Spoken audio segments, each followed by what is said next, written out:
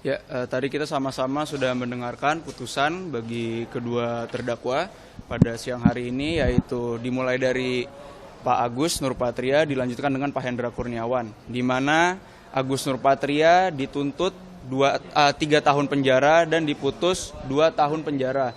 Sedangkan Pak Hendra Kurniawan ini dituntut 3 tahun penjara dan diputus yang sama itu 3 tahun penjara dengan pertimbangan bahwa baik ini kedua-duanya sama tadi pertimbangannya saya perhatikan, saya dengar.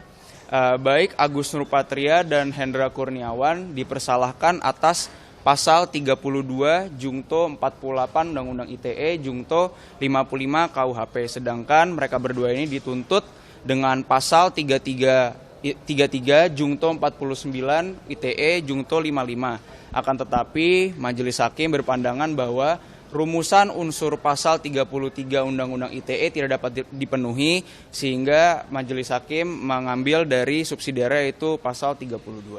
Kalau ditanya tanggapannya bagaimana, karena kami telah melihat dan sudah meyakini sejak awal bahwa sesungguhnya Pak Agus dan Pak Hendra ini seharusnya bebas karena tidak memenuhi rumusan unsur didakwakan. Jadi sudah barang tentu kami sebagai penasihat hukum tidak sependapat dengan Majelis Hakim. Cuma untuk menilai atau mengomentari isi dari putusan ini kami tidak mau berkomentar banyak karena salinan putusan juga belum dapat kami terima. Lalu untuk langkah selanjutnya apakah kami akan banding atau tidak itu kan hak terdakwa, akan kami kembalikan ke terdakwa. Karena kedua terdakwa ini tadi sudah dengan jelas menyatakan akan pikir-pikir terlebih dahulu.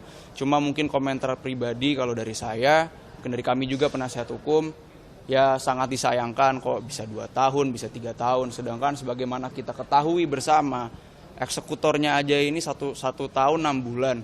Sedangkan di sini Pak Hendra, Pak Agus sama-sama menjalankan perintah atas cerita yang ia tidak ketahui. Mereka baru mengetahui bahwa semua ini skenario yaitu di 1 bulan selanjutnya, yaitu bulan Agustus tahun 2022. Jadi ya sedikit kecewa ya ada, aneh ya ada, cuma ya mungkin kalau memang nanti kami banding yang belum kami pastikan sekarang akan kami tuangkan alasan-alasan dalam memori banding nanti. Ini kan selain dari proses pidana juga ada etik yang masih berlangsung karena HK dan juga Agus Nurpatria ini mengajukan banding untuk PTDH-nya. Betul. Gimana? Sebetulnya untuk masalah kode etik, sidang etik ini kan internal, saya ini kan jatuhnya eksternal sebagai penasihat hukum, jadi komentar lebih banyak ya kami tidak ada, cuma harapan kami, keyakinan kami tetap yakin dan kami berharap bahwa Pak Hendra, Pak Agus ini tetap dapat kembali bertugas sebagai anggota Polri. Hal yang memberatkan tadi apa?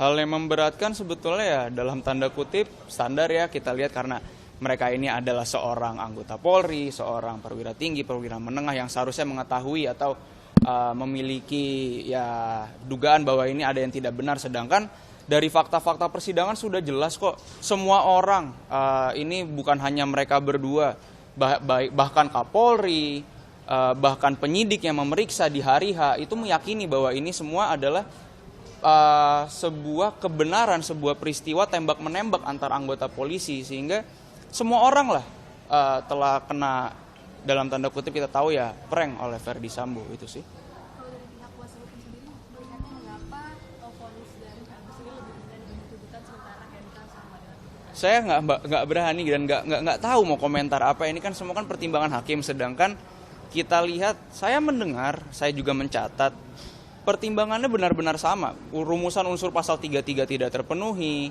Rumusan unsur yang terpenuhi itu adalah dengan secara bersama-sama melakukan pemindahan informasi elektronik kalau nggak salah saya lupa ya, yaitu perbuatan Cuk Putranto dalam mengcopy. Di sini akhirnya terpenuhi rumusan unsur pasal 32. Sedangkan kemarin saya juga dengar Cuk Putranto ini dipersalahkan atas pasal 33. Sedangkan di sini Pak Hendra dan Pak Agus tidak terpenuhi unsur pasal 33. Jadi ya, seperti saya bilang, dibilang aneh ya aneh, cuma ya nantilah kalau memang nanti kami banding ya kami akan tuangkan dalam memori banding. Cukup. terkait dengan pertemuan tanggal 13 gimana Mas? Itu kan yang jadi unsur mengetahui skenario dan lain sebagainya itu juga yang dibahas terus selama proses persidangan. Itu kalau kami tetap pada pembelaan kami, tetap pada saksi-saksi yang kami hadirkan tadi kan, tapi dianggap dikesampingkan oleh majelis ya. Kami mau bilang apa, mungkin nanti ya saya kembalikan lagi kalau kami banding akan kami tuangkan dalam memori banding. Gitu. Terima kasih.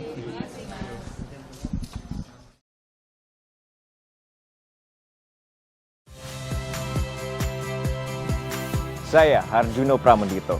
Saksikan program-program Kompas TV melalui siaran digital, pay TV, dan media streaming lainnya. Kompas TV, independen, terpercaya.